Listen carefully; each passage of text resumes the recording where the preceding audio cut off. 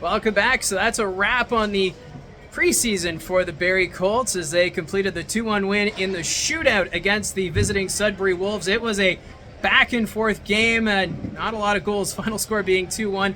That first goal of the game did not come until 5 minutes remaining in the third period. Roenick, Jodoin, beautiful setup from Bo Jelsma to make it 1-0. But Devon Mauro for the Sudbury Wolves really stood out in this hockey game. He tied it up just a few moments later as the Sudbury Wolves just showing no signs of quitting.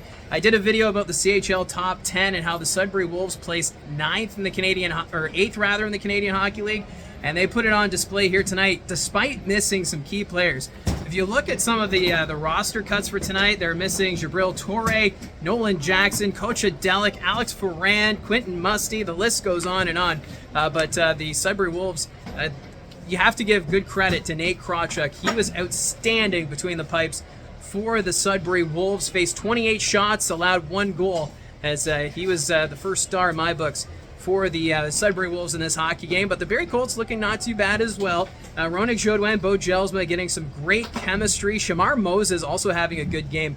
He had a great breakaway, but he was just not able to beat Krawchuk. Not many were. And even in the shootout, just looking at the goal scorers, Jelsma and Bodie Stewart, the only two to get goals in the shootout for the Barrie Colts, while Devon Mauro, again on the score sheet, scored on the shootout. He had a beautiful goal. So Devon Mauro, keep an eye out for him if you're a Sudbury Wolves fan, because I think he could make some noise. Maybe not this season as a rookie. He'll probably be a fourth-line player for Sudbury this season, but going forward, Devon Mauro, he'll be something else. Also to note, penalties continue to be a problem with the Sudbury Wolves team. They were first overall in penalty minutes last season, which I think was a bit of their Achilles heel. And tonight, they had the parade to the penalty box. And Landon McCallum also given a misconduct early in the hockey game. It seemed as though head coach Ken McKenzie stapled him to the bench there in the first period. We didn't see much of McCallum after that misconduct penalty. And of course, if you saw the Sudbury Sault Ste. Marie game earlier in the week with that line brawl, it all started with Landon McCallum. So for Sudbury Wolves fans, I'm sure you're familiar with Landon McCallum's antics. And if you're going to be a big team in this league and you want to go deep and take the Central Division, you have to stay out of the penalty box. So for McCallum, maybe a bit of a teaching moment there. He was a factor in the second and third periods, getting some opportunities, but just not on the score sheet. So a great game. Ben West was the starting goaltender for the Barrie Colts. He faced 12 shots and he was perfect on all 12 before being pulled. And then Ben Horebic, who was huge, he was standing tall, allowed 1 goal on the shots that he faced. So that's it for the OHL's preseason for the Barrie Colts and the Sudbury Wolves.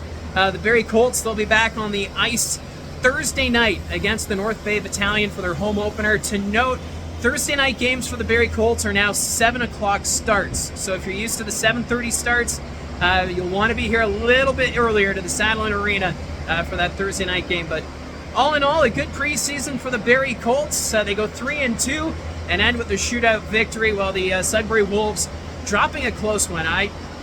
I think this rivalry this year is going to be a lot of fun, especially with how close these games were. Last year, these games between Sudbury and Barrie, high scoring. This year, the opposite. But mind you, it is preseason, and I'll do a bit of a recap video coming up once the preseason's done early in the week. So if you were able to tune in, I hope you enjoyed the broadcast. If there are highlights posted on the Ontario Hockey League website, I will post that link below in the comments section.